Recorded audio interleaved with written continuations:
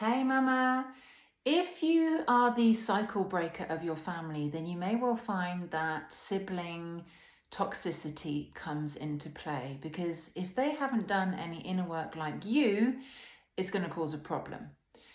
So the root cause of all this is that any family dynamic is like a loop. If one person in that loop steps out of that loop, then that loop is no longer functioning. And of course, it brings up stuff. It makes the people that are still stuck in the loop not get why you had to change. They were very happy as it was. You weren't, which is why you stepped out. But if you're stepping out, you are then making them look at the reasons they were in this loop, and they may or may not be ready to do this. If they are amazing, then you can navigate this new relationship on new, more authentic, more meaningful, more connected terms.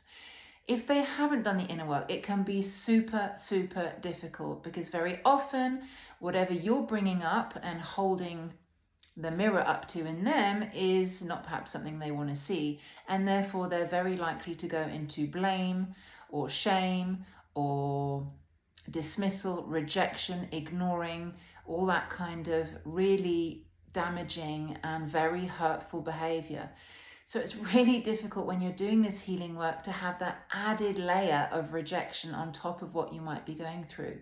However, there is a way to get through, and the thing to remember is you are no longer in a relationship with anyone in which you need anyone else to be anything else for you. You can give yourself what you need. Your inner child craves validation, love, and attention. You can give that to yourself.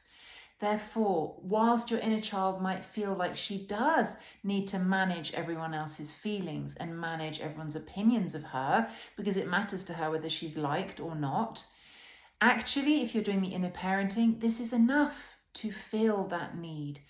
And you can start to extract yourself from dynamics, particularly those that are toxic and that are not serving you. Every relationship needs to be give and take.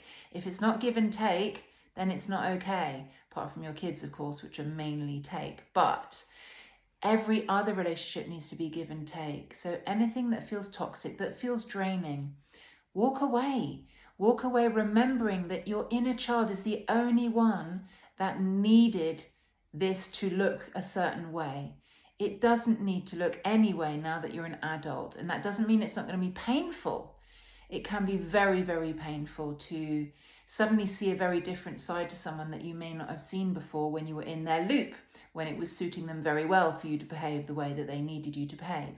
But once you've stepped out, you can be the brunt of a lot of hard feelings and be the family kind of scapegoat. So hold your head up high. Know that through inner parenting, your inner child can get what she needs. She doesn't need to be dependent on these people anymore. Your birth family isn't as important as the family that you've created. Your kids and your partner are who need you the most. So I hope that helps. Lots more tips and tools on how to inner parent, how to be the mum that you want to be on my website, laviniabrown.com.